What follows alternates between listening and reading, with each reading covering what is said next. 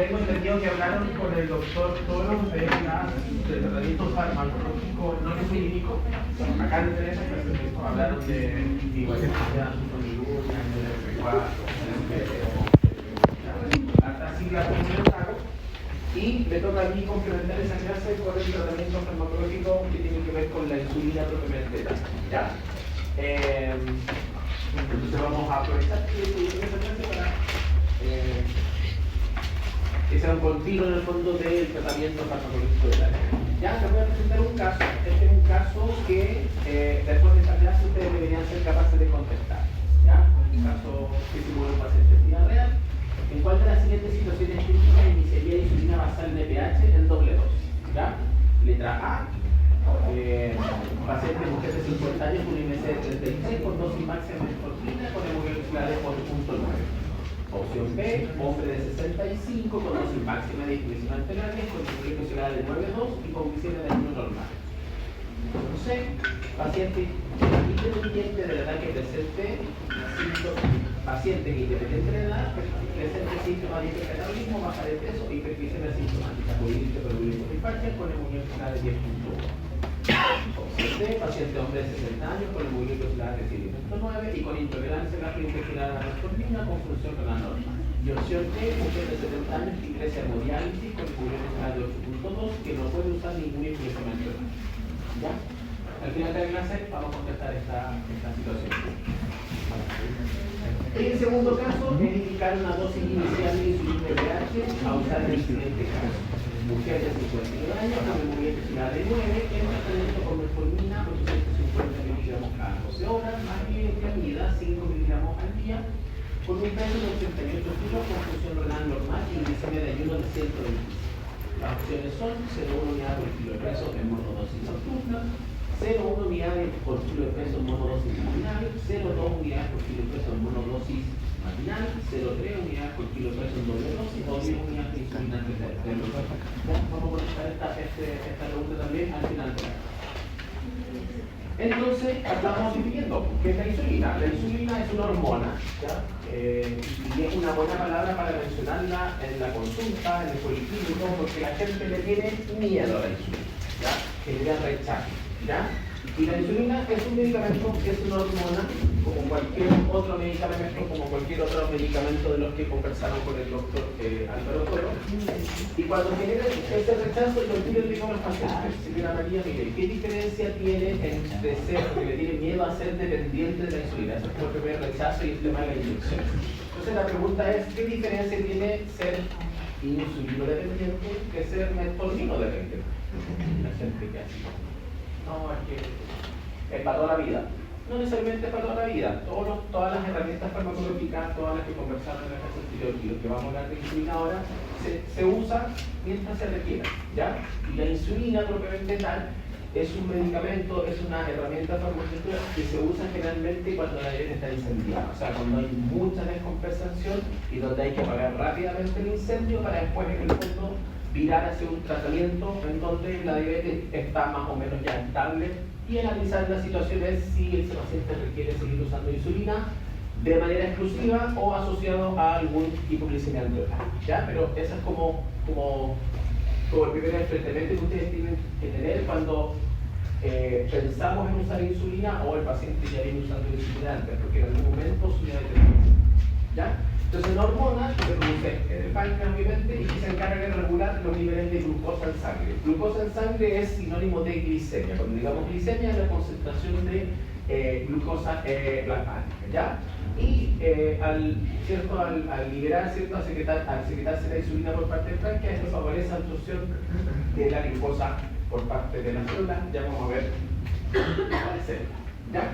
Entonces, siempre acordarse de la liberación fisiológica de la insulina que va de la mano con el comportamiento fisiológico de la glicemia, ¿ya? Entonces, si nosotros hiciéramos un huelga de hambre, no sé, paro por, no sé, porque... Ya, campo clínico. Paro y nos volvemos todos huelga de hambre. Todos los que están comiendo empanadas, la huelga de hambre, aquí así y apurada no comemos nada. Entonces, si no comemos nada, toda esta expulsión glicémica, que son expulsiones prandiales, esto en el fondo se borra y nosotros mantendríamos una glicemia más o menos normal, que tiene que ver principalmente con la gluconeogénesis hepática, como pensábamos la otra vez, que es en el fondo la gluconeogénesis endógena, la formación endógena que nuestro hígado hace para mantener los niveles de glucosa estables, porque las células tienen que seguir funcionando. Entonces tendríamos solamente esta expulsión glicémica, porque en el fondo no tiene como mucha variabilidad, es poca expulsión, y por ende la liberación de insulina también sería súper plana, pues sería como, no tendría estos pics de insulina, sino que esta parte de acá del grafo, ¿ya? Entonces sería mucho más fácil si no comiéramos, si no comiéramos tantas cosas que nos produjeran tanta expulsión glicémica como las empanadas. De tal manera que el tratamiento insulínico, vamos a traerlo un poco de las pastillas, el tratamiento insulínico sería mucho más fácil y más llevadero porque los pacientes requerirían una dosis o dos dosis de insulinas en el fondo que tengan una curva farmacocinética o farmacodinámica parecida. Pero como la vida no es huelga de hambre, porque es rico comer y comemos harto, ¿cierto? Es esto a lo que nos enfrentamos y es lo que nosotros como recordamos cada vez que interpretamos las glicemias para armar en el fondo un esquema de insulino individual de acuerdo a cada paciente. ¿Ya? Entonces, lo que tenemos que recordar, ¿cierto?, que el páncreas, ¿cierto?, se enfrenta a dos tipos de escenarios, no tan dicotómicos, pero de manera continua, ¿cierto?, en donde la glicemia o está baja o está alta, ¿ya? Y el páncreas en el fondo actúa, se estimula, ¿cierto?, cuando la glicemia está alta, liberando el páncreas en el fondo y de esta manera incrementando la síntesis de glucógeno a nivel hepático y disminuyendo la gluconeogénesis, ¿ya? Esto en el tejido adiposo hace que nos lleve a niveles de glicemia normal, ¿ya? Y a nivel hepático, ¿cierto?, se incrementa la gluconeogénesis cuando estamos en situaciones de baja glicemia, que son en estos periodos de ayunos prolongados, por ejemplo, en el cual no estamos comiendo, no hay insulina, hay más glucagón, lo que se estimula en el fondo para evitar la hipoglicemia por este ayuno prolongado es la gluconeogénesis hepática, que es lo que más o menos nos pasa todas las noches mientras dormimos, cuando no tenemos que estudiar y dormimos viendo, ¿ya? O sea, claro. Listo, tipos de insulina y aquí se empieza como a enredar un poco la cosa porque hay muchos tipos de insulina y hay varias clasificaciones de las insulinas, ¿ya? Entonces las vamos a clasificar de acuerdo a tres características distintas unas de otras, ¿ya? Vamos a clasificar a las insulinas según su origen, según cuánto duran en el cuerpo y según el efecto que tiene sobre esta curva que les mostré en el gráfico anterior, ¿ya? Y hay algunas que solo las voy a mencionar en esta diapositiva, que hay algunas insulinas que no se usan tanto como antes, que son insulinas como premezcladas, que vienen como más de un tipo de insulina en el frasco o en el lápiz, según si es un tipo de insulina o otro, ¿ya? Pero solo para que sepan que existe. Entonces, según origen, el origen va a depender si esta insulina fue aislada, ¿cierto? O sea, son insulinas de origen humano, aisladas humano entre comillas, porque son insulinas que se aislaron de los porcinos, de los bovinos, de los porcinos. Y las insulinas análogas son insulinas que fueron creadas en un laboratorio, ¿ya? Aislaron, ¿cierto?, la secuencia aminoácidica de las dos en el fondo cadenas polipeptídicas y fueron como modificando ciertos aminoácidos de manera específica, de tal manera que un aminoácido más acá, un aminoácido menos acá, va como cambiando, ¿cierto?, la forma molecular de la insulina y por ende adopta características específicas de los distintos tipos de insulina que son los que están acá, ¿ya? Para que lo aprendan también, las insulinas humanas son las insulinas que vienen en frasco y que se usan en jeringa y las insulinas análogas son las que vienen en lápices y que se usan con aguja y que son desechables, ¿ya? Estos son algunos lápices de insulina que son las insulinas análogas porque se hacen se hicieron en un laboratorio. Y las insulinas humanas, que la NPH y la insulina criolera son como las más famosas y que las que más se usan en la actualidad, son insulinas que vienen del frasco, ¿ya? Y la diferencia es que la insulina NPH macroscópicamente es como media turbia, lechosa, y la insulina cristalina es una insulina que macroscópicamente parece agua porque es un líquido transparente, ¿ya? Según su origen, humana, análoga, frascos, lápiz. Para los que les suene, perdón, ahí análogos lápices, glargina 100 es insulina Lantus, por si alguno de estos nombres les empieza a sonar familiar. Glargina 300 es insulina Tulleo, Decludec es insulina agresiva, Lispro, glulicina y aspartica, Humalog, Novorapid y Apidra, que son los análogos de insulina de acción rápida. ¿Ya? De acuerdo a la duración, yo creo que esta clasificación es más importante que la anterior. ¿Por qué?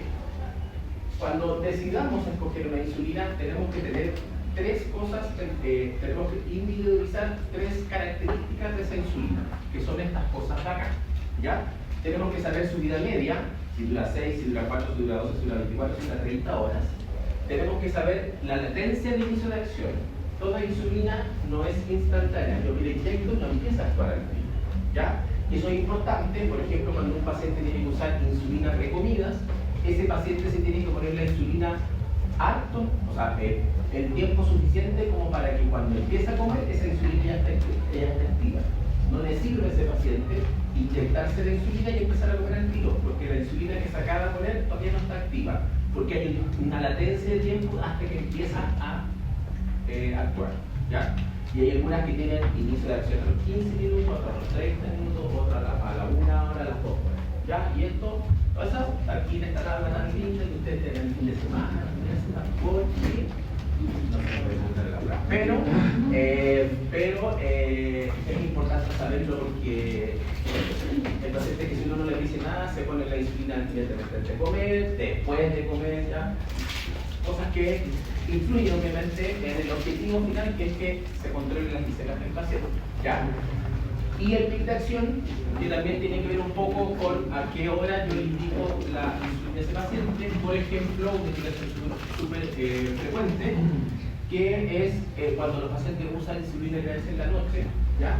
Esa insulina pH, como que uno la recomienda que los pacientes se administren bien tarde antes de acostarse, tipo 10, 11 de la noche, porque por el pic de acción, que es como entre las 5 o 7 horas, se la ponen más temprano, tienen más riesgo de hacer una hipoglicemia nocturna mientras más tarde. Ese pic alcanza a coincidir con el inicio de la elevación de las hormonas de contrarregulación que todos nosotros tenemos al algo, ¿ya? Por eso se posterga, póngase lo más tarde antes de acostarse esa insulina en la noche. Y entonces los tipos de insulina de insulación se clasifican en insulinas ultra rápidas, con máximo 4 horas de duración, las rápidas, que son 6 horas, las intermedias entre 12 y 16 horas, y las prolongadas o ultra prolongadas, que es desde 24 horas o incluso más de 24 horas, lo cual no significa que haya algunas insulinas que se tienen que poner cada 2 o cada 3 días por si acaso, ¿ya? De las ultra rápidas, los tres lápices que les nombré en la diapositiva pasada, aspartica, lispro y glulicina. La insulina rápida de 6 horas es la insulina cristalina. La insulina de acción intermedia es la insulina NPH.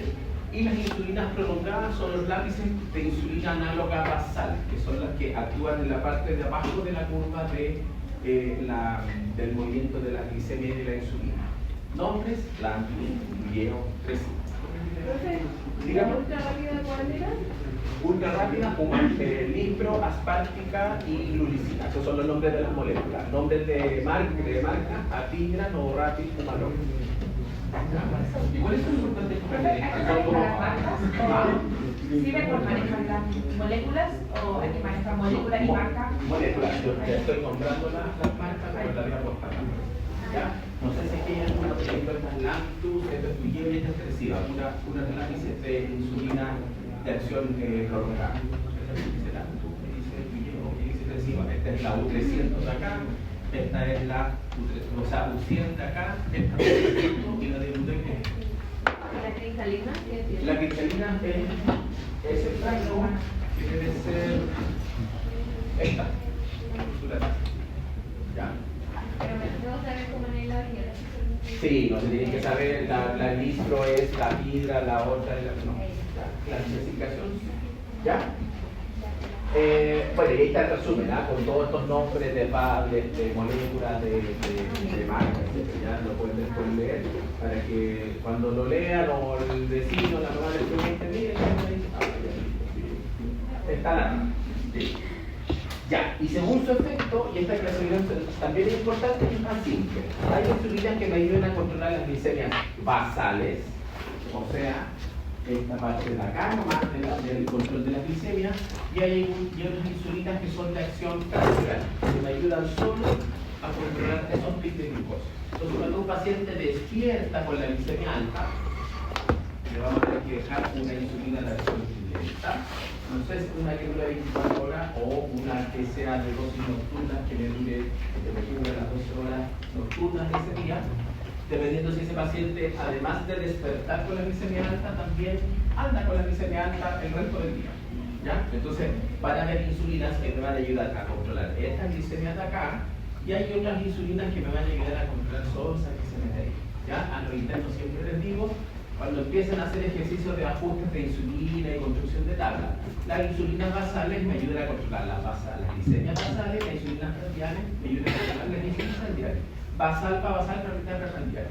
No puedo pretender controlar una glicemia prandial o postprandial que me genera una empanada, como la que se acaban de poner, con una insulina de acción basal que me va a ayudar a controlar esta glicemia de acá nomás. Mezclar peras con basal. Prandial a prandial, basal para basal. ¿Sí? Ya. Bueno, ¿y cuáles son? Las basales generalmente son las de acción prolongada. La LPH, que es de acción intermedia, la glargina que es prolongada, y la de gluten, que es ultra prolongada. Y las prandiales son las de acción más corta, entre 4 a 6 horas. La rápida, que es la insulina y cristalinas, las ultra rápidas, que son las 3 que yo nombré. Y como esta cosa evoluciona y cada vez se crean nuevas moléculas, hay una que se llama ultra rápida, que se llama PIAS, ¿ya? Que es una práctica más rápida, y que esa tiene una latencia de acción de 5 minutos. Como que con esa insulina el paciente literalmente se puede poner la insulina con plato servido, ¿ya? Y que dura también 4 horas, pero es como de inicio de acción casi inmediato. ¿Sí? Obviamente es más. Listo. Vamos a la insulina basal, ¿ya? El objetivo de la insulina basal es controlar la hiperglicemia generada por nuestra gluconeogenesia hepática. La insulina basal no tiene que ver nada que ver con la glicemia que se genera, con la expulsión glicemia que se genera por lo que comemos, ¿ya? Todo lo que comemos genera expulsiones mayores, expulsiones menores, pero imposible que a nosotros, y la mayoría de nosotros no tiene diabetes, imposible que con una empanada, porque una empanada se le suba la glicemia, eso es imposible, ¿ya? La diferencia es que esa glicemia alta es transitoria en el tiempo y que no necesita una ayuda externa de ningún fármaco o de ningún pinchazo para normalizar esa glicemia. Por lo tanto, esa glicemia alta transitoria pasa sin pena ni gloria, uno ni siquiera se la mide, pero sucede, pero no traduce riesgos ni cosas que uno tenga que intervenir farmacológicamente, ¿ya? El tema es cuando la cosa es prolongada y persistente en el tiempo, y por eso en el fondo existe el temor, existe los ¿ya? Entonces, el objetivo de la insulina basal es imitar el patrón secretor de insulina basal fisiológico, la parte de abajo del cuadro, de este cuadro, ¿ya? Y obviamente, esta insulina nos ayuda a mantener la glicemia normal en los periodos de ayuno y entre los periodos entre una comida y otra. O sea, donde no hay carbohidratos y efectos de insulina sobre la glicemia. ¿Ya? La mayoría de los pacientes, cuando uno les pide indicar insulina, solo con la basal, pueden llegar a mantener un buen control de la glicemia. ¿Ya? Obviamente, con las medidas nutricionales, actividad física, todo lo que hemos conversado en la clase anterior. Entonces, la insulina TPH, que es como la madre de las insulinas basales, que es la que les va a tocar usar con mucha frecuencia, tiene estas características. La curva cinética de la insulina TPH es esta de acá, de color medio marrón, ¿ya? Entonces tiene un perfil que puede ir entre 12 a 16 horas, por lo tanto, si un paciente necesita insulina basal las 24 horas del día, se tiene que poner doble dosis, ¿ya? Porque no dura las 24 horas del día. Tiene una latencia de acción entre 1 a 2 horas, ¿ya? Y y el pic de acción está como por acá, como entre las 5 a 7 horas. ¿De qué importa esto? 1 a 2 horas, si esto es una insulina basal y no tiene nada que ver con las comidas. Lo que acabo de decir, basal es para basal anteprandial. ¿Se acuerdan de la clase de cetosis diabética cuando decíamos, cuando el paciente sale de la bomba, hay que hacerle un traslaje entre la bomba y desde que empezó a usar la insulina? Es por eso, ¿ya? Si ese paciente pasamos de la bomba de insulina a la insulina subcutánea, cuando llega a cetosis, la insulina pH que le van a poner va a empezar a actuar recién a los 60 a 120 minutos. Si le cortamos la bomba y esperamos a que la insulina haga efecto, va a volver a la cetosis diabética porque le cortamos toda la insulina que le estábamos cortando. Entonces va a tener un traslado de paciente más o menos de 2 horas, de tal manera que a las 2 horas la enfermera inyectable la enfermera recién va a poder cortar la bomba, porque hay una latencia en el inicio de acción. ¿Sí? Entonces, latencia de inicio de acción, pic, duración. ¿Ya? Aquí están como los nombres de marca. ¿Ya? La más frecuente es la ULI-M. ¿Ya? Y ahí están las otras, la de las otras insulinas, pero como que la NPH es como la que la lleva. Cuando uno prolonga la vida media de la insulina basal en el tiempo y paso de las intermedias a las prolongadas, a las ultra prolongadas, es como que la curva de la farmacocinética de la insulina es como un elástico que yo lo empiezo a estirar. Entonces, a medida que más larga es la vida media, la curva se me empieza a aplanar. ¿Ya? Y mientras más plana y larga es la insulina, más parecido a lo fisiológico posible es. ¿Ya? Porque nuestra secreción de insulina basal es así, pareja, mientras estamos en ayunas y en los periodos interprandiales. Nuestra liberación de insulina mientras dormimos todas las noches cuando no nos toca estudiar es así, como el gato. ¿Ya? Entonces, si queremos escoger una insulina más parecida a lo fisiológico posible, la elección no es la NPH, si bien es la más ampliamente usada, no es la que se parece más a lo fisiológico, porque siendo una insulina de acción basal tiene esta curva de farmacocinética. En cambio, esta es muy distinta a la del Glutec, por ejemplo, que es la más la de vida media más larga y de curva más plana, que es esta de color como café. En donde ahí me da como que no tiene pic, sino que es como planita, y me da un colchoncito de insulina basal de 24, incluso hasta 30, 36. ¿Ya? Mientras más plana es la curva farmacocinética de la insulina, menos hipoglicemias me puede producir al paciente. Y eso es un beneficio clínico que uno considera siempre al escoger un tipo de insulina. ¿Ya? Obviamente el precio, el temor de los pacientes a los pintazos, etc. ¿Sí? ¿Esa es la que tendría que colocarse en la noche, la NPH? Como a las 11 de la noche. Si el paciente despierta con la glicemia alta, tú le tienes que poner una dosis nocturna de insulina basal. Si esa insulina además te dura solo 12 horas, como la NPH, tienes que ver si te alcanza solo con una dosis de insulina. ¿Ya? De ahí como que les voy a explicar los tipos de esquema de insulina basal. ¿Ya? Que cuando es monodosis AM, monodosis PM, cuando son doble dosis. ¿Ya? ¿Sí? Y por ejemplo la Yarda O300 está asegurada como por CESFA, no sé claro, ¿no? O hasta, porque claro, yo creo que sería mucho mejor la del tiro una de esa porque simula la basal, pero ¿hasta dónde está asegurada? De ahí les voy a mostrar cuál es la recomendación ministerial de cuándo usar una insulina y otra. El tema siempre es el costo. Si hablamos como de salud pública, un frasco de insulina de pH, perdón, un lápiz de insulina basal cuesta, no sé si 50 o 30 veces más caro que un frasco de esto. Es mucha la diferencia. Entonces el ministerio, o sea, si uno compara, por ejemplo, basales en frascos versus lápices, son totalmente equivalentes en potencia y glicemia. Una no me baja más la glicemia, no me ayuda a controlar más la diabetes que otra. Son totalmente equivalentes. Si son equivalentes, obvio, el ministerio va a decir, use la más barata. Es mucho más barata que esta otra, ¿cierto? Pero, ¿cuál es el beneficio clínico que sí se puede observar al comparar los pacientes que están tratados con lápices versus frascos? Es la cantidad de hipoglicemia que hace. ¿Ya? Entonces, obviamente, en ciertos escenarios clínicos donde hay hipoglicemia, antecedentes de hipoglicemia severa, etc., y otras cosas que tienen que ver con destreza y con dificultades visuales, porque los lápices no necesitan ser mirarlos, los pacientes lo pueden usar con clic. ¿Alguien ha tenido un lápiz de insulina en la mano? Ya. Se gira, por ejemplo, un lápiz de algo, no sé. Ya. Se gira y suena. Y entonces el paciente con el oído puede ir titulando el lápiz y poniéndose la insulina. Entonces, en esos escenarios también como que el ministerio recomienda, mire, sabes que si el paciente no mira nada y no puede mirar y vive solo y la esposa se murió y el hijo sale a trabajar, y no hay nadie, no, sí, es preocupante, y no hay nadie que lo supervise y no puede ver los números de la clínica y aquí, así como que, claro, ¿ya?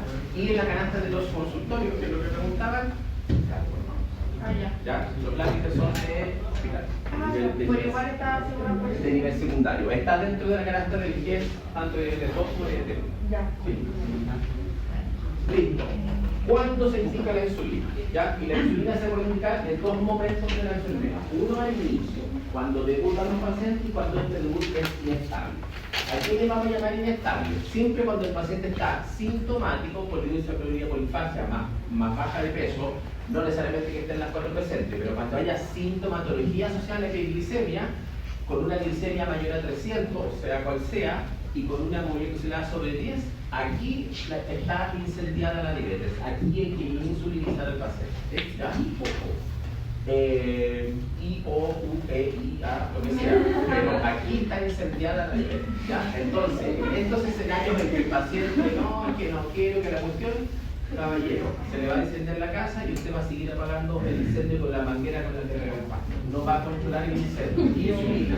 Así lo entienden súper fácil. Y después cuando el incendio, se controla, usted va a poder seguir usando su manguera. Pero ahora se le está encendiendo la casa. Así lo entiende y acepta. Porque uno tiene que convencer al paciente. El paciente le dice que no es nada. ¿Ya? Y durante la enfermedad, obviamente que si esto se presenta durante la enfermedad, obviamente uno también va a recurrir a la insulina. ¿Ya? Acuérdense de esto, 10%. ¿Ya? Porque es un dato que nos va a servir para contestar el caso clínico que les presentaré. ¿Ya? Y durante la evolución de la enfermedad, bueno, si obviamente no llego a meta con lo que yo intenté con medicamentos orales, porque el paciente un medicamento, 2 medicamentos, hasta 3 medicamentos orales y no llego a meta, y yo me tracé con ese paciente, bueno, pues aquí dice 2 moléculas en los últimos 6 meses que no cumplan con metas individualizadas, a pesar de medicamentos orales en dosis máximas toleradas, sin otra opción farmacológica y obviamente con adecuada adherencia a lo no farmacológico y a lo farmacológico también. He indicado 3 medicamentos que se lo toma día por medio. Y obviamente también, que lo mismo que aquí arriba, si durante la enfermedad empieza a presentar síntomas asociados a la violencia, polidipsia, polifagia, violencia sobre 10, baja. ¿Ya? Eso es escenario. Insulina y no hay insulina. ¿Ya? Eso. Ya. Entonces, esto en un mono ministerial es un mono esquema. Diagrama, ¿cierto? Digamos las palabras. Está ahí, ¿ya? Debut estable a la izquierda, debut inestable a la derecha, ¿cierto? Y aquí abajo sale como primero, dice metformina más inhibidores de PP4 o alternativa, que puede ser inhibidores de PLTO. Y aquí en el fondo, cuando no cumple la meta de glicosilada, ahí está la insulina. Aparece la insulina en el pH, ¿ya? Esa es como la indicación ministerial. ¿Dónde más? Allá arriba, con inestabilidad, ¿ya? Ahí está la pH también. ¿Dónde más?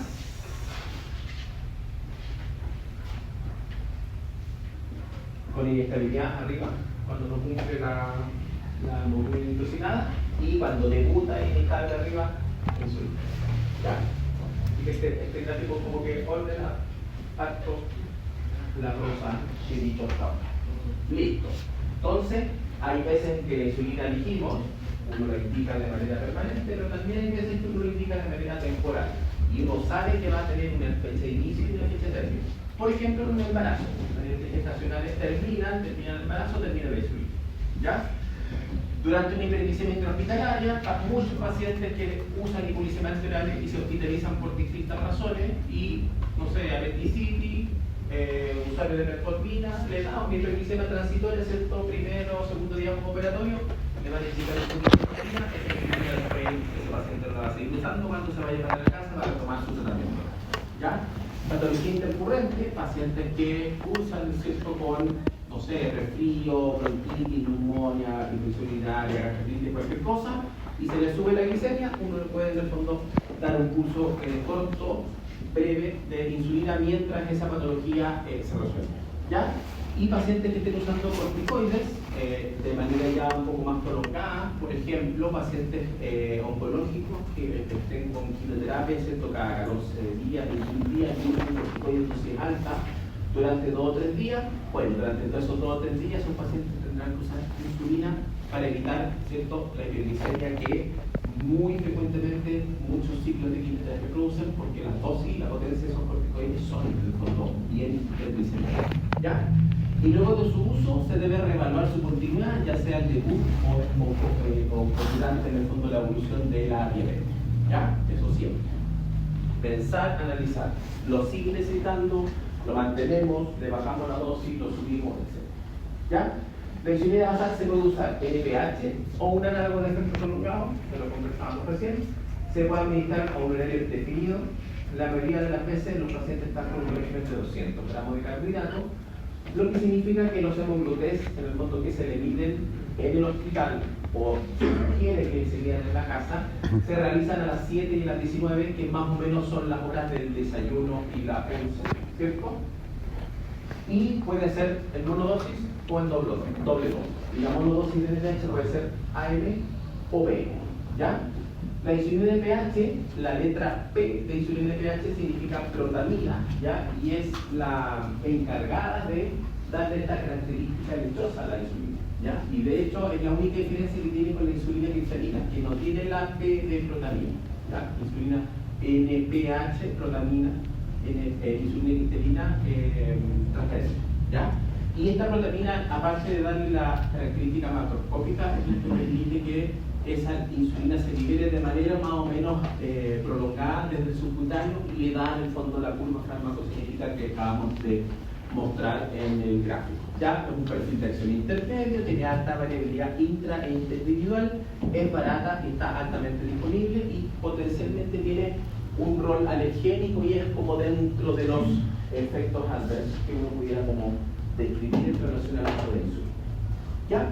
Entonces, cuando decidimos usar la insulina, dijimos paciente hipercatabólico, con glucosa sobre 10, y también dijimos cuando no cumple la meta metabólica trazada también el individual. Y esto es lo que ustedes tienen que aplicar en cada paciente cuando ustedes definan si vamos a glucosa orales o si hay que llegar a la insulina. Porque no todos los pacientes los vamos a querer en hemoglucosa menor a 7.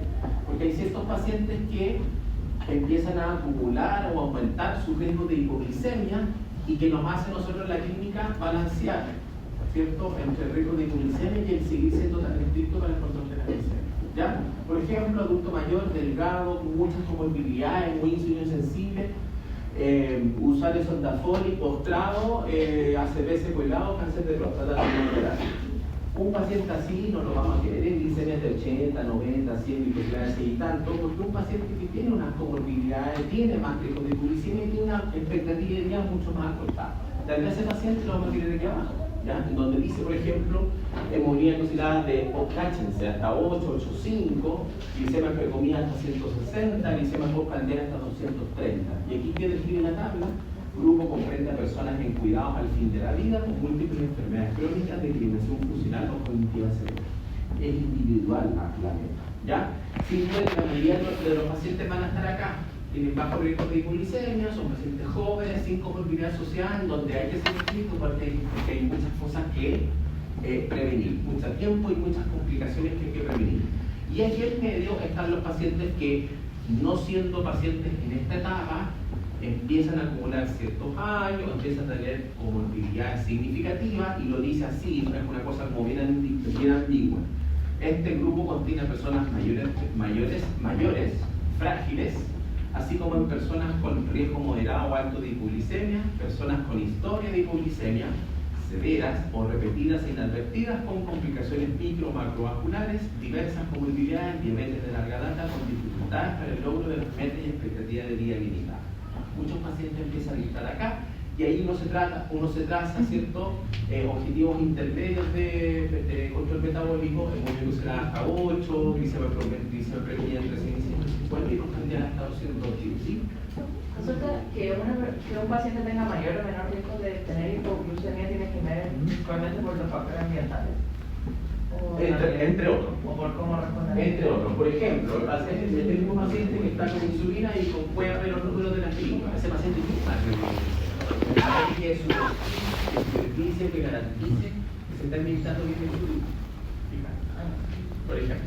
¿Y quiénes son frágiles? Cualquiera de ellas. 1, 2, 3, cualquiera, pero como que el ministerio define como a estos pacientes como frágiles que pudieran entrar a la columna del medio de la tabla de la diapositiva anterior. Los mayores de 75, comorbilidad crónica significativa, así lo dice, se fijan, pero aquí pudieran entrar los insuficientes cardíacos avanzados, los cirróticos avanzados, los nefrópatas avanzados.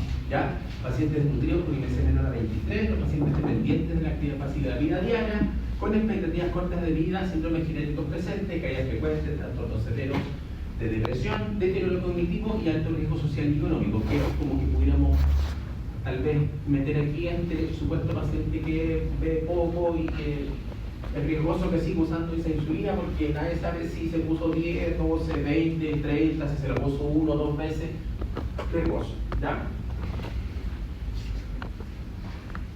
Listo. ¿Y los tipos de esquema? ¿Cuándo usamos monodosis AM? ¿Cuándo usamos monodosis PM? ¿O cuándo usamos doble dosis?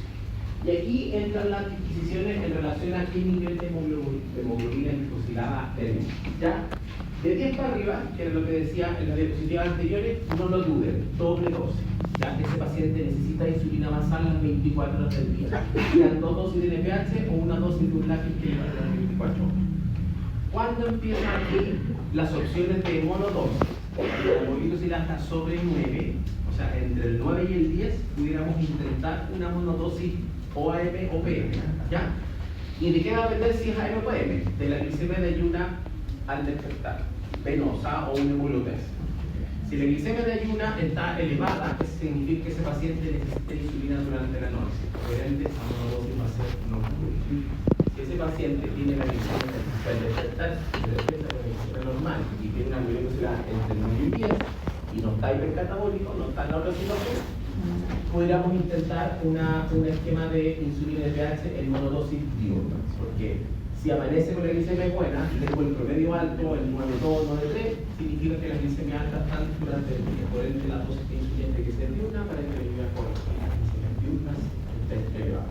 ¿Se entiende, cierto? Hay que considerar el nivel de hemoglobina, los catabólicos del paciente y la glicemia venosa de allí. Ya, son cosas que hay que ver siempre. ¿Cuánto vamos a...? Ya decidimos qué. Doble, mono A, mono B. ¿Sí? ¿Cómo sabemos con la glicemia venosa? Con la glicemia venosa de allí. Si ese paciente despierta con la glicemia normal, le tienes que poner una monodosis AM, porque significa que las glicemias altas están en órbita. Si ese paciente despierta con la glicemia alta, tiene que indicar la insulina de la noche.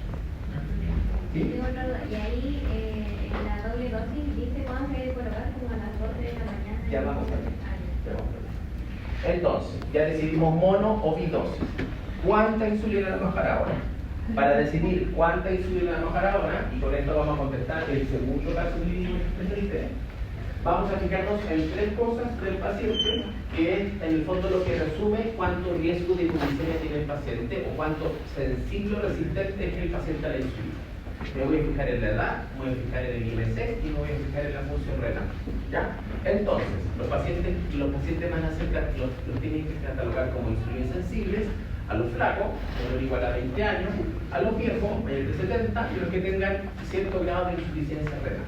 ¿Ya? Como clínicas acá, menor a 60. Estos pacientes son insulina sensibles, por ende, van a usar dosis más chicas. ¿Sí? Por el otro lado están los resistentes. ¿Ya? Los pacientes más jóvenes, ¿cierto? Menores de 70 y de 70 que tengan la función renal conservada. Estos pacientes son resistentes, por ende la dosis a iniciar o a escoger va a ser mayor. Y entre medio están los IBC intermedios, función renal normal y menor de 70. ¿Ya? Insulino sensible, sensibilidad usual e insulino resistente. ¿Y cuánto van a escoger? Tienen que aprender a asociar muy rápidamente. Insulino sensible es 0,1 unidad por kilo de peso real, insulino usual 0,2 y insulino resistente 0,3. Un paciente pesa 60 y lo categoría como insulino resistente y lo deja doble dosis.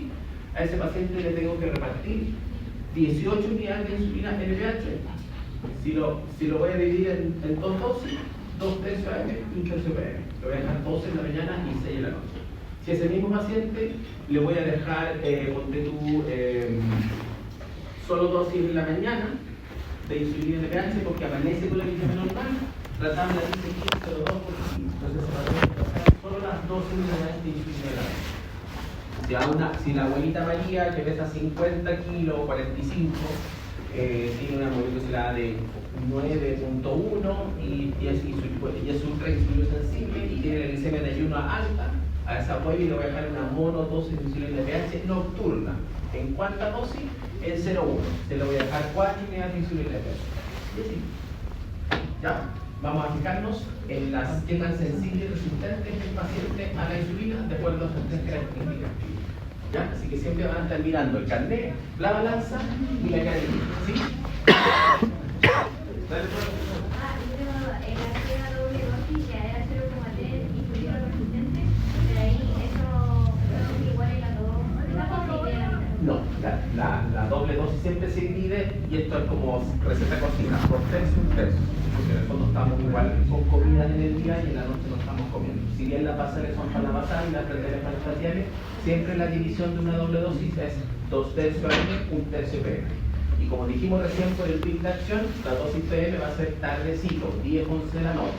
Y la dosis de la mañana, bien temprano, 7, 8 de la mañana. Siempre le digo al paciente, ¿a qué hora pongo la insulina antes después del desayuno?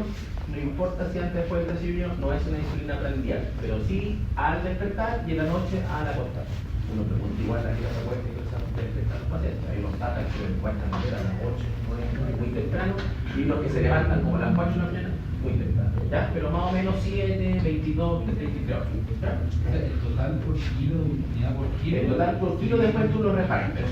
Si es en dos dosis, 2 tercios AM, 1 tercio PM. ¿Ya? ¿Sí? Ya, es que en el caso de que, por ejemplo, tengo un paciente que tiene mayor a 30, pero tiene una velocidad de infección más baja, o sea, me refiero, ¿qué pasa si no entra en ninguna de estas categorías? ¿Qué tengo que priorizar? Que sea, o sea, porque podría ser una persona con IMC más de 30, pero que tenga una velocidad de infección menor a 60 y que sea, no sé, mayor de 70 años. ¿Cómo sé si es insulino sensible? Ponele la dosis que le da más alta. Solamente tú dejas indicando la insulina porque está descompensando. Ponle la dosis más alta. Que no va a ser tanto la diferencia. Te pongo el caso. Tú, por ejemplo, estás en 30, ¿ya? Es una abuela que pesa 60 kilos, ¿ya? Y le va a dejar doble dosis, ¿ya? Insulina sensible doble dosis, 0,1 por kilo. Insulina sensible doble dosis, 0,1 por kilo. 0,1 por 60, 6 unidades. 4 de la mañana, 2 de la noche. Insulina sensibilidad usual, sensibilidad doble dosis, 0,2 por kilo. 12, 8, 4. Son como 2 unidades de diferencia, por ejemplo, en la dosis de la noche. No es tanto. ¿Ya? Puede pasar, pero cuando pase, déjenle la dosis más. La dosis más. Ya. Y esto es una tabla que marea, pero que se la llevan, yo no me la sé de memoria, pero es en el fondo una orientación de cómo ir, ya iniciamos la insulina, cómo vamos ajustando las dosis. ¿Ya? Si dependiendo si la glicemia de ayuno está alta, la del prealmuerzo, la de la noche, ¿ya? Pero siempre para que ustedes adquieran el hábito, ¿cierto?, de cuando les toque empezar a ajustar dosis de insulina, siempre moverse para arriba y para abajo en torno a un 10 o un 20% de la dosis con la que están usando, ¿ya? Y en el fondo con eso en el fondo uno se defiende. cuánto más arriba, cuánto más abajo, si está muy pasado, más pasado, la más alta, la más baja, todo eso sale acá. No viene al caso entrar en el detalle, pero los ajustes se hacen más o menos en torno a un 20% de la dosis. Evidentemente, si mi paciente amanece y está con la glicemia sobre meta, es la dosis de la noche la que tengo que ajustar, ya sea para arriba o para abajo, y si las dosis de la tarde están altas, es la dosis matinal la que hay que ajustar. Ya se hace así cruzado. ¿Sí? Si amanece con la glicemia alta, no es la insulina de la mañana la que se tiene que ajustar, sino que es la insulina que me ayuda a controlar esa glicemia amanecida, que es la insulina nocturna. ¿Sí? Ese es el concepto. Listo. ¿Y hasta cuánto? Porque 0,1, 0,2, 0,3, 0,4, 0,5, 50, 100 unidades por kilo, dosis basales seguras, 0,5 por dosis y total una unidad de insulina por kilo, que es algo igual al Ministerio de Quintilorastro en Chile, pero cuando ya sobrepasan de 0,5 por dosis o por kilo, ya eso empieza a ser una dosis grande. Por ejemplo, 30 unidades. He tenido un paciente de 60 kilos, 30 unidades y no controlo la glicemia y sigo subiendo, ya, me tengo que tener, tengo que revisar por qué el paciente no está respondiendo. Se pone bien la insulina, se pone mal la insulina, come, se coloca la insulina, tiene complicaciones asociadas a los sitios de inyección de insulina, come o no come, y ahí en el fondo evalúo, repaso, refuerzo, intensifico y veo en el fondo si debo o no, si puedo o no seguir subiendo la dosis de insulina, porque cuando ya no pueda seguir subiendo, porque llega la dosis tope, tengo que buscar otros complementos, otro glucemia alterada, insulina rápida, etc. ¿Ya? Bien, no es así como 100, 120, no, hay dosis, todo. Listo. ¿Y qué pasa con los lápices? Los lápices, en el fondo lo que les decía recién, son modificaciones, una, de toda la cadena polipeptídica de un aminoácido que hace en el fondo que después transforme de LPH a un análogo de insulina basal. ¿Ya? Tiene absorción más lenta, da esta como curva más plana, sostenida desde el tejido subcutáneo, tiene un perfil de acción lento, carecen de tip plasmático, por lo tanto es más parecido a lo fisiológico posible, no son más caros. ¿Por qué prefieren insulina análoga? Si son tan bacanes al parecer. Poseen igual efectividad, lo que vamos a decir, es modificar la monohidroxilasa que las insulinas humanas o LPH, ¿ya? El perfil de acción es más fisiológico, la parte roja del cuadro del esquema de la curva de impulsión glicémica, hacen menos hipoglicemia, y eso es como la cosa pro que tiene la insulina, ¿ya? Hacen menos hipoglicemia. Tanto diurnas, pero preferentemente nocturnas, ¿ya? Permite una activación más agresiva, yo puedo ir modificando la dosis día a día y metas terapéuticas más estrictas para los que tienen más riesgo de hipoglicemia, como uno debería escoger estos tipos de insulina que nos dan menos hipoglicemia. Y tienen tendencia discreta a menor alza de peso. Todas las insulinas, todas, ¿ya? Producen alza de peso. ¿Ya? Los físico-culturistas, que son gente que están como en la actividad, entre todas las cosas que usan para estimular, insulina. Se pone insulina. La insulina es una hormona anabólica y todo lo que sea anabólico para ellos es bacán. Se pone. Entonces, todas las insulinas producen ganancia de peso, esta al parecer menos que la otra. Entonces, esto lo saqué textual, es un print del protocolo de inscripción del Ministerio del año 2020 y el jefe del Ministerio dice, bueno, y en cuándo, no sé cuándo recomendamos los análogos, ya que son tan caros, tenemos, pero tenemos que cuidarlos, ¿cierto? Entonces, voy a dar textual. Los análogos de insulina deben ser considerados en pacientes con trastorno de hipoglicemia. ¿Dónde? Pacientes que hayan tenido una hipoglicemia severa. ¿Clases de hipoglicemia tuvieron? ¿O todavía no? ¿No? Ya. Te voy a adelantar un poco. La severidad de una hipoglicemia no la define el valor de la glicemia. O sea, yo podría una hipoglicemia severa en 20 y una hipoglicemia de 20 no severa. La severidad de la hipoglicemia la define el compromiso de conciencia que produce esa hipoglicemia. De tal manera que está comprometido el paciente y tiene que venir una tercera persona a ayudarle a corregir la hipoglicemia. No es capaz de tomarse el vasito con agua, el guilleré o el jugo de naranja o la Coca-Cola. Tiene que venir una tercera persona, que puede ser un familiar, e inyectarle un glucagón o el enfermero del SAMU y ponerle el suero con la glucosa. ¿Ya? Eso es lo que define la severidad de una hipoglicemia. Entonces, en pacientes que hayan tenido hipoglicemia severa, ya, ahí como que parece ser que mejor nos sigamos con el pH y utilicemos lácteos. ¿Sí? o de hipoglicemias recurrentes, más de una en el último mes, con el uso racional de insulina NPH. Aquí no entran los pacientes que usan estas dosis grandes de NPH, que es muy frecuente y que nosotros le llamamos sobrevasalización, ¿ya? Glicemias, no sé, pues, pacientes con dosis de insulina de 1,5, 1,2, 1,3 de unidades por kilo, ya ahí la hipoglicemia se explica porque estamos usando una dosis grande, nomás, pues no entra aquí, ¿ya? Pacientes que por razones laborales o que por requerir de la asistencia de otras personas como adultos mayores frágiles se vean beneficiar de un menor uso de inyecciones diarias. Y aquí entra un tipo de sustancia rara. En caso de contacto con la insulina, la alimentación de insulina análoga en aquellos con pacientes con problemas de destreza o de evidencia visual para el uso de tubo. Y también hay otro escenario bastante de fondo obvio, me parece. ¿Cierto? Pacientes que no ven. Pueden estudiar. Listo. Y la insulina, uniendo esta clase con la otra, ¿se puede usar como infusiones naturales? Todos cero. ¿Ya? Entonces, con metformina, sí, de ahí nomás. Si vamos a pasar del impulsivante a la insulina, mantenga la metformina. Si vamos a pasar del impulsivante a la insulina, mantenga la inhibidor. Si usa sulfoniluria, si usa glibenclamida, suspender de todas las armas farmacológicas de que disponemos para el tratamiento de la diabetes, sean orales o inyectables, las dos que tienen riesgo de hipoglicemia. Una es la insulina, todas, y la otra, ¿cuál es? La sulfoniluria. ¿Ya? Entonces, obviamente, esas dos no se ponen juntas porque es mucho el riesgo de hipoglicemia. Hay que suspender. ¿Ya? Si un paciente está con un hipoglicemia enteral, dos hipoglicemias enterales, tres hipoglicemias enterales, más insulina y hace hipoglicemias, por favor no se pongan a suspender los hipoglicemias enterales que no dan hipoglicemia. Es insulina o glibenclamida. No hay otro fármaco que no busca hipoglicemia. ¿Ya? Porque no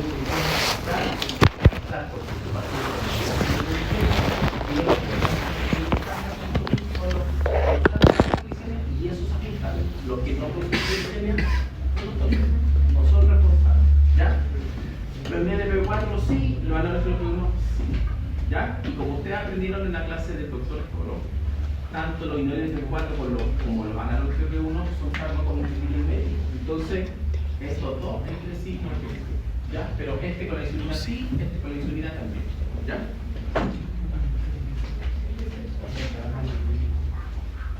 Ya, y un esquema así que lo pegué así mientras ustedes están comiendo una empanada. Que lo copié acá, que en el fondo es, para que cachen un poco también, porque después llegan al internado y las enfermeras los interrogan, ¿y cómo se puede decir? Que no me lo explicó el doctor. Entonces, el pliegue, si tiene que, el pliegue es como, no es como una carrón así, sino que es como una pinza que tienen que hacer. Así como que alguien no sé, alguien que se saque la ceja con la pinza. Es una cosa así que tienen que picar de tal manera de agarrar solo el subcutáneo. Si hacen el pliegue como lo hace la mayoría de la gente, agarran pliegue y músculo. Entonces esto se acerca a la superficie y aumenta el riesgo que ese paciente se ponga que la jeringa atraviese y llega hasta aquí. ¿Ya? Y esto es súper importante en los pacientes que son más delicados. Porque es fácil que se agarren y acercan el músculo a la superficie y se ponen la insulina intramuscular. Insulina intramuscular, olvídense de las de la absorción, la latencia, nada, ¿ya? Y aparte que duele más el pinchazo, ¿ya? Así que ojo con el pliegue. En la mayoría de los pacientes que tienen un panículo adiposo normal y generoso, ni siquiera es necesario que hagan pliegue. Jeringa o aguja en 90 grados y ni siquiera es necesario que hagan eso. ¿Ya? Pero más o menos eso, ¿ya? También identificarse el ángulo con que entran al cuerpo, que están así, son como hay innovadores, 90, y el pliegue cuando es necesario, así y no así. ¿Ya? Tipos de esquemas de insulina. Hablábamos de basal, monodosis AM, monodosis PM, doble dosis. ¿Qué es esto de aquí? Todo eso entra acá. Pero cuando necesitamos insulina de acción rápida, cuando ya es mucho de complexión metabólica, tenemos que recurrir a las insulinas. Y ese pues. Es que ¿sabes que ¿cómo expresa cuando agarra el músculo?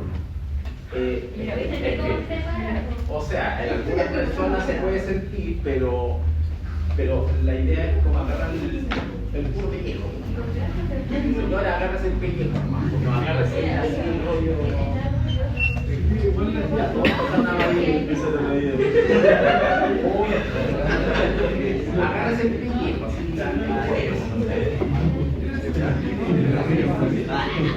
Falta la siguiente. Claro, lo que pasa es que la intraósea, así. Se echa la vuelta.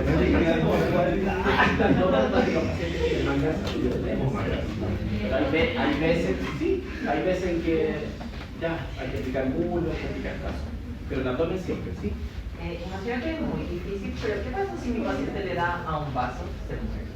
No, porque va en un vaso capilar, pues no es la aorta, no es la. Ya, esquema basal.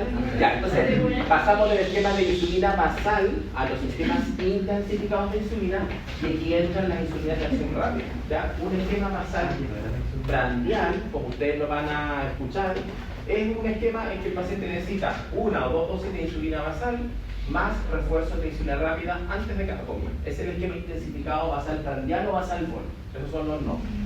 El esquema del medio, que es el esquema de insulina basal plus, es intermedio. Basal, 24 horas del día, más 1 dosis de insulina rápida. ¿Ya? Que es generalmente el momento en donde hay mayores fluxos de hiperglicemia. Puede tener doble dosis de DPH y 1 dosis de insulina cristalina pre-desayuno. Ya, eso es un basal. Doble dosis de DPH más insulina cristalina pre-desayuno o almuerzo pre-11, basal prandial, basal bolo, esquema intensificado. Esos son los tipos de esquema. ¿Ya? Es como de perogrullo, pero insulina prandial, indicarlas antes de las comidas, 15 a 30 minutos antes de comer, por la latencia de inicio de acción. ¿Ya? ¿Qué es eso que yo usé? Realizar el bolo anticipado, 15 a 30 minutos antes de las comidas. ¿Ya? Y 2 palabritas de ahora el objetivo glicémico intrahospitalario. Esto es importante porque espero que cuando ustedes lleguen en el año 2028 al internado, ¿sí? 2028, esto no se les haya olvidado. Esto no se les haya olvidado porque así me ahorro el tiempo de estar repasando cosas que no debería estar repasando. ¿Ya? Dado que la pasada conmigo es bien corta, 2 semanas, muy poquito. ¿Ya? Entonces, para casi todos, 95,3 periódicos por ciento de pacientes que ustedes les toque ver en el hospital, este es el objetivo glicémico intrahospitalario que vamos a conseguir, que vamos a perseguir. 140, 180. Y les voy a explicar brevemente por qué. Esta señora, la señora Van der Perry, una señora holandesa, hizo el siguiente trabajo. Randomizó 2 grupos. Pacientes beta. Estos son pacientes cardioquirúrgicos intensivos. Así, pacientes que se venían a cambiar una válvula, que les venían a operar la aorta, cardioquirúrgicos clínicos. ¿Ya? Los randomizó a 2 ramas. Rama intensiva y rama convencional. Rama intensiva perseguía glicemias entre 80 y 110. Así de intensivo. Y rama convencional perseguía o los insulinizaba cuando la glicemia subía de 180. Esas como las 2 ramas. ¿A quién creen que le fue mejor? A la rama intensiva. Los glicemias, los pacientes se mueren menos, o sea, tienen más sobrevida en UCI, y la rama intensiva tiene más sobrevida intrahospitalaria. Entonces dijeron, listo, entonces a los pacientes hospitalizados hay que manejarlo con metas estrictas de glicemia. La misma señora, que no sé por qué se le ocurrió hacer este otro trabajo, 5 años después, hizo lo mismo, la misma randomización, las mismas intervenciones, pero en pacientes críticos médicos. No eran pacientes, ¿estáis tirándote o estáis tirando? No, puedo volver a explicar que no entendí. ¿Cómo? Si puedo volver a explicar que no entendí. Ya. 2 ramas de pacientes, ¿ya? A uno los dejé, perseguí tratamiento intensivo, o sea, manejo intrahospitalario de la glicemia entre 80 y 110. Y en la otra rama los empecé a tratar desde 180 para arriba, no los insulinicé de 180 para abajo. Esa es la rama convencional. ¿A quién le fue mejor en términos de sobrevida en UCI y sobrevida hospitalaria? A los pacientes que estaban con un control más estricto de la glicemia, los pacientes de la rama intensiva. ¿Ya?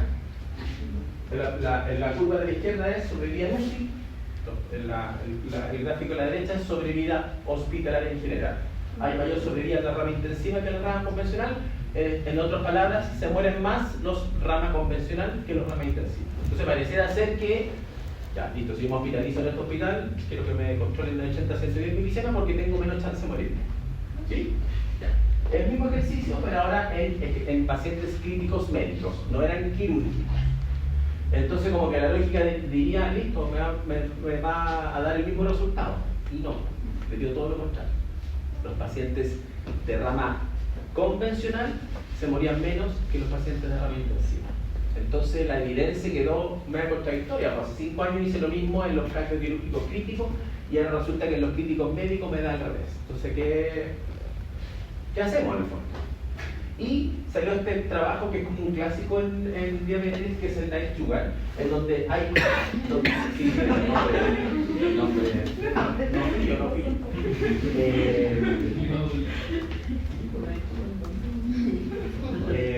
Ya, y este trabajo tiene un poder estadístico mucho más grande porque tiene un N mucho más grande, es multicéntrico, en donde hay pacientes críticos y quirúrgicos, pero característicamente son pacientes, o sea, médicos y quirúrgicos, pero son pacientes críticos muy grandes, ¿ya?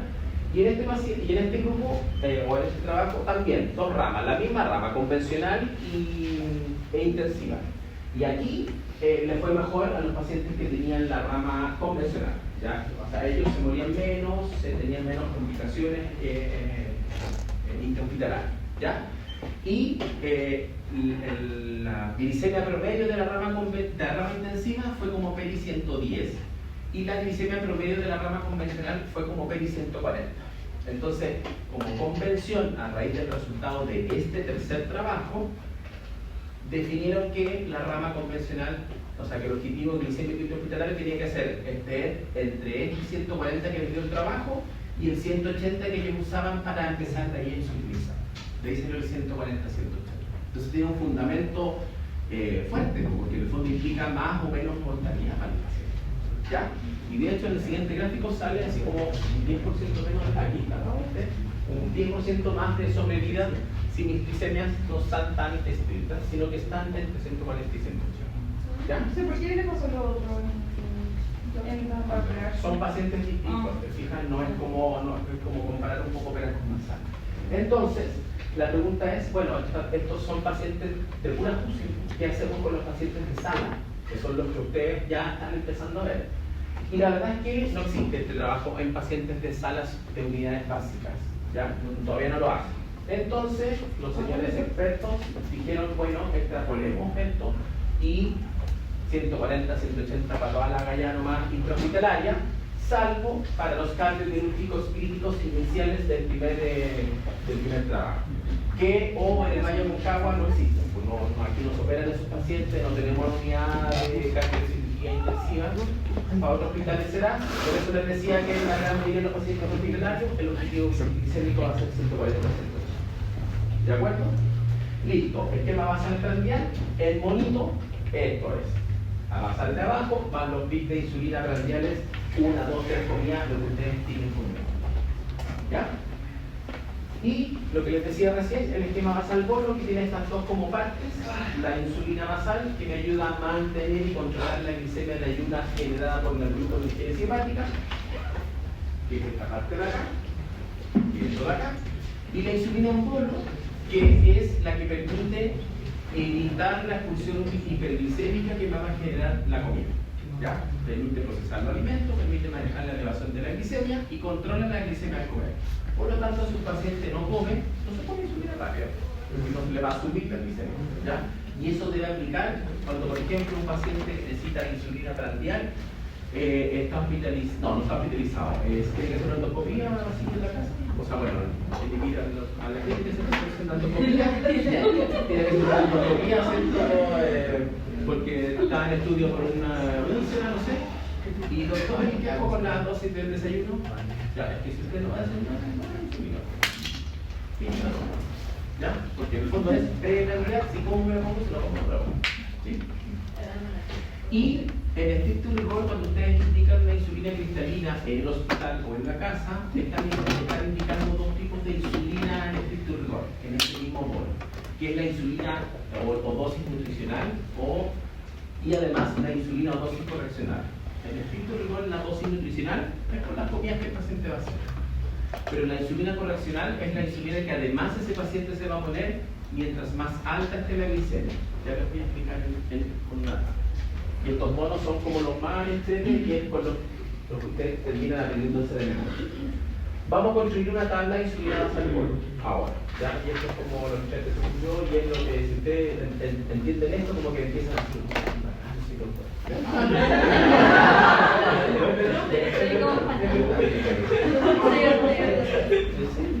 ya. Entonces, para calcular tenemos que sacar este número o concepto que se llama DDT, dosis total de insulina. ¿Ya? Ese es el número a conseguir. ¿De dónde voy a sacar mi DDT? Del peso del paciente. Si es un paciente virgen de la insulina y no incorporado insulina antes, del peso. Y ahí empezó a calcular y después de la DDT a distribuir. ¿Ya? Entre la basal y la prandial o nutricional y después construye mi tabla. Y esto suena chino, pero se hace de la siguiente manera. ¿Ya? Aquí dice 0,3 a 0,6 por kilo, que es lo mismo que el 0,1 a 0,3 por kilo de la tabla anterior. ¿Por qué? Porque la dosis total de insulina es la dosis basal por 2. Porque de toda la insulina, el 50% es basal y el 50% es prandial. ¿Sí? No, en realidad tendría que ser como de 0,2 a 0,6. El 0,1 por 2 es 0,2, el 0,2 por 2 es 0,4 y el 0,3 por 2 es 0,6. Y ahí me queda la dosis total de insulina. ¿Voy bien? ¿Sí? ¿Sí? De la tabla anterior, insulina sensible, insulina usual, insulina resistente, 0,1, 2, 0,3, ¿cierto? Esa era dosis basal. Si queremos sacar cuánta insulina total necesita el paciente, es la misma insulina basal por 2, porque de todos los requerimientos de insulina que un paciente necesita, la mitad es basal y la mitad es prandial. ¿Sí? Entonces, los que necesitan 0,1 van a tener una DDT o dosis dental de 0,2 unidades por kilo, que es el 0,1 por 2. Los 0,3 van a ser 0,3 por 2, o sea, 0,6. Y así. ¿Sí? Ya. Voy a seguir. Déjame. Ya, aquí que llega. Y esto es como, esta es la que sacan más fotos. Dosis de total. Llegué a este número. Vamos a utilizar el ejemplo de la abuela de 60 kilos. ¿Ya? Vamos a imaginar que es insulino resistente. ¿Ya? 60 por 0,6. Pongan 60 por 0,3, pero lo voy a dejar intensificado. Entonces 0,3 por 2. Y ahí me da mi dosis de total. 0,6 por 60 por 0,6. Ahí, 36. Listo. Esa 36 es mi DDT. Tengo que distribuir entre basal y prandial.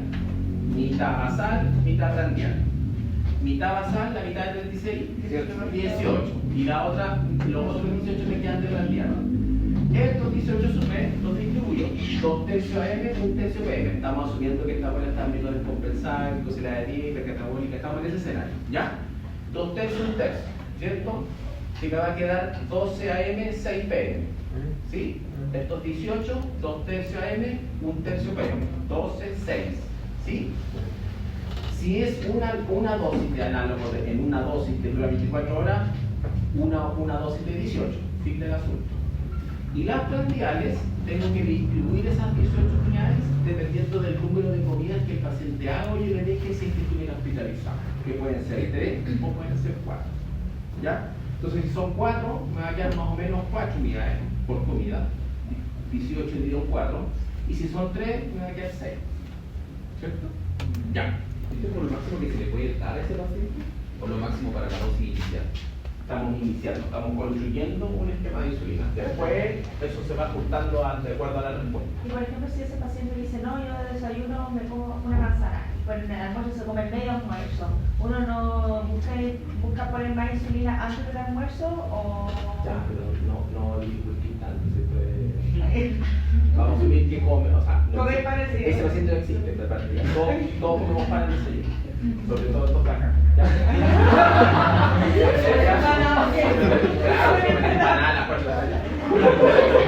La cosa es que ya, si en ese caso uno como que empieza con las excepciones, ya, pero damos la primera clase con la tabla, después vamos a los bemoles de los listo. Entonces, vamos a dejarle 3 comidas a esta señora, o sea, me van a dar 6 unidades de insulina.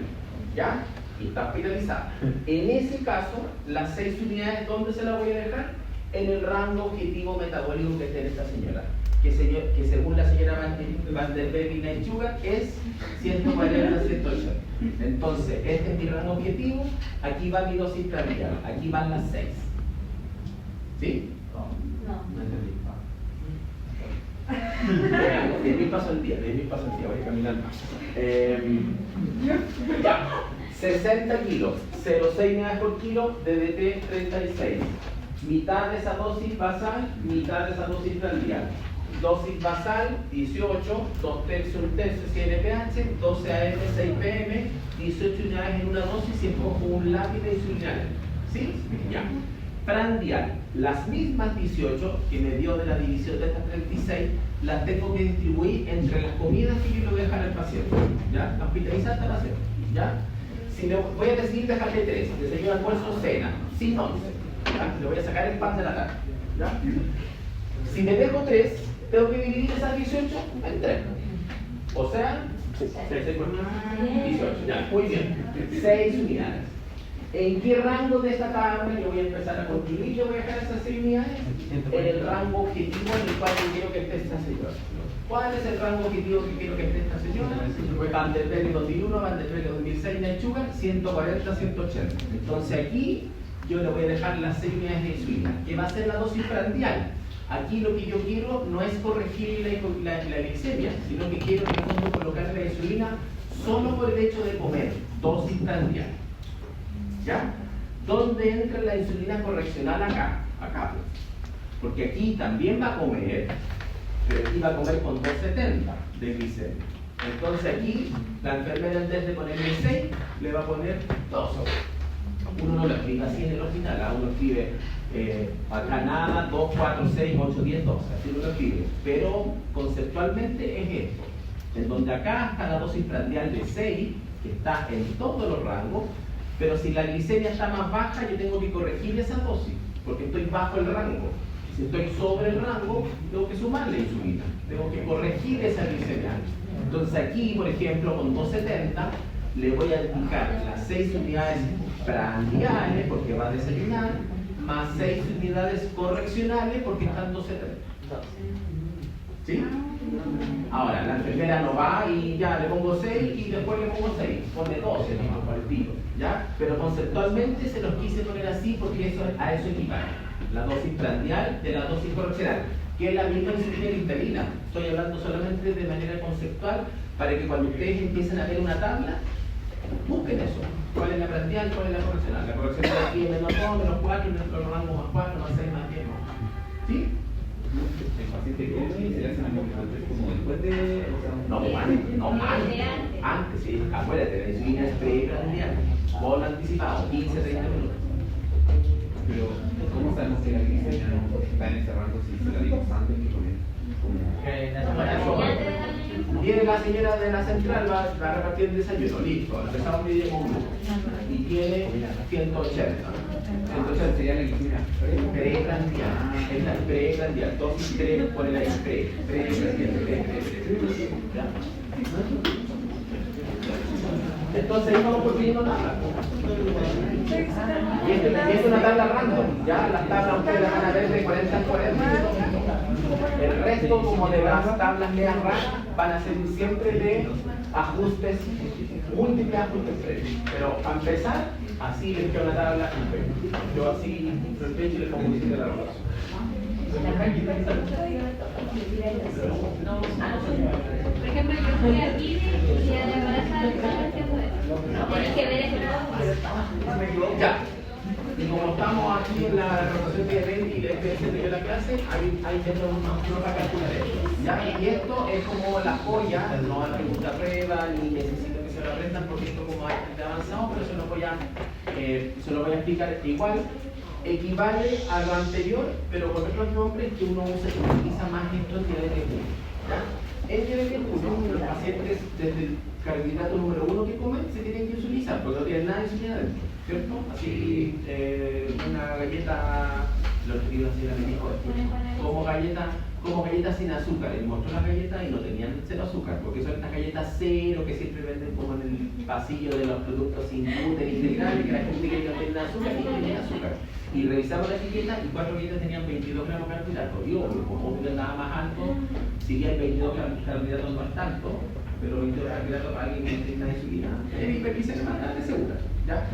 Entonces, el método RAW es a través de estos dos conceptos que no se nos despegue mucho, pero aquí dice ratio y aquí dice sensibilidad. ¿Ya?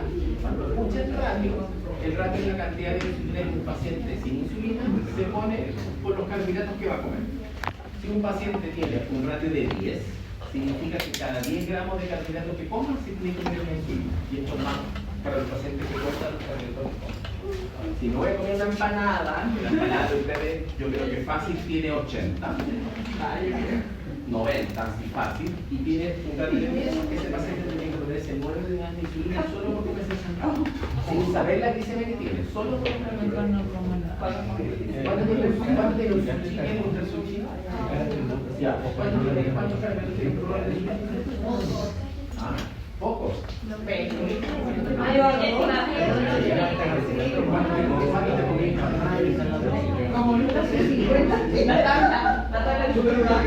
Bueno, para que se vaya dividiendo. Ya, pero...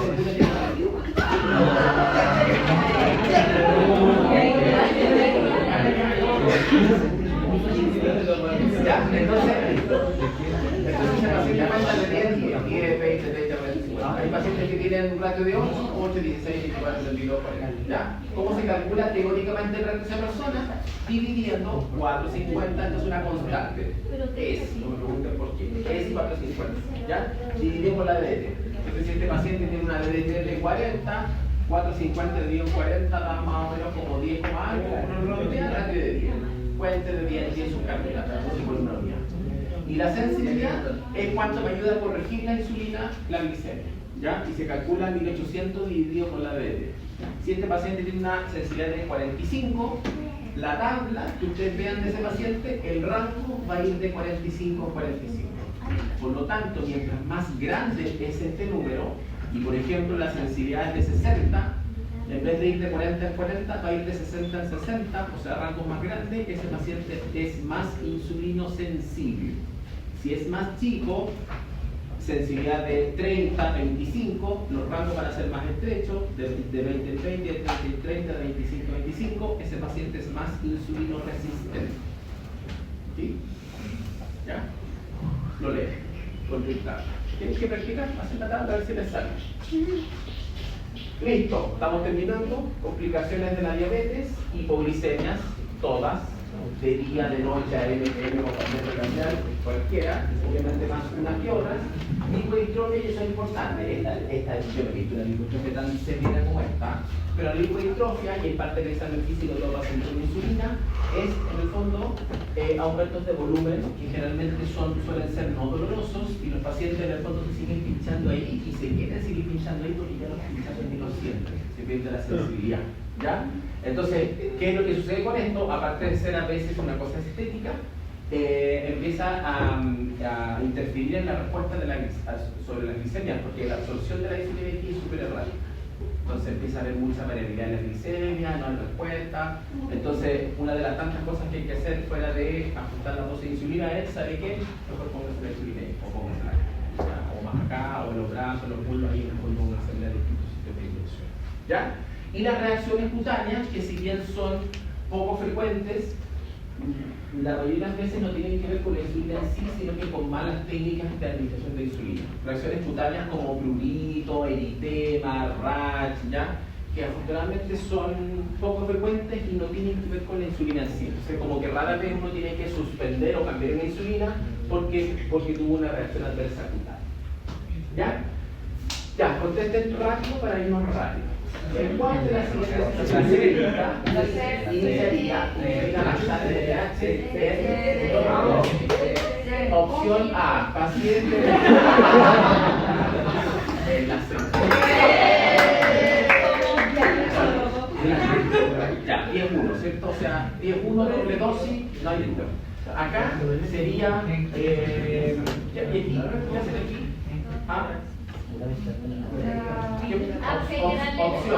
Opciones de identificación de tratamiento.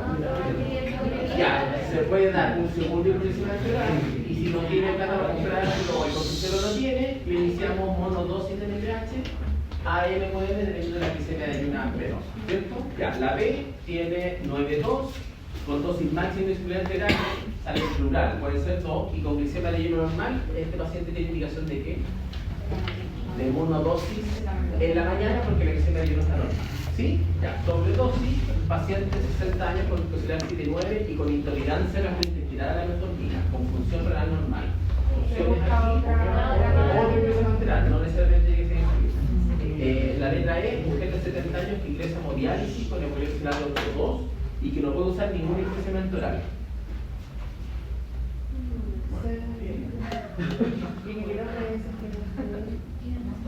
No se puede usar igual. Pero necesariamente es doble dosis la de cabeza. Doble dosis de NPH. No, si está en 8,2. Puede andar con una monodosis. Sí, la respuesta correcta bien. Ya, y la segunda, dosis inicial de insulina NPH usar en el siguiente escenario clínico. Mujer de 51 años, glucosilada de 9, metformina incluida no en dosis máxima, y MC25, peso 88, una infusión renal normal. Es insulina sensible, usuario resistente. Ya, necesita 2 pañuelos.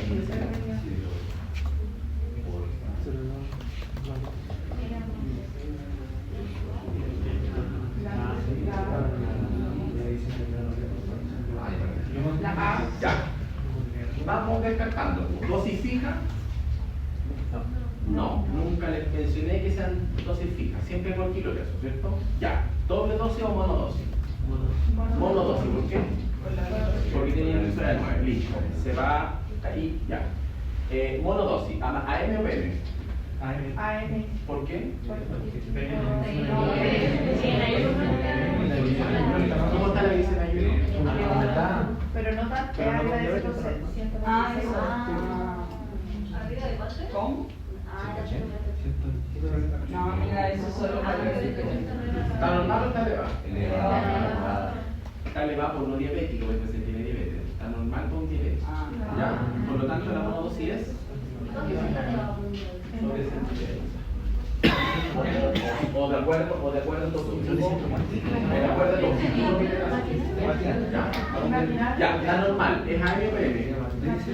Matinal. 0,1 o 0,2. Porque está ahí ¿Es usual? ¿Por qué? Porque tiene 59 y es normal y riñón bueno. Bien.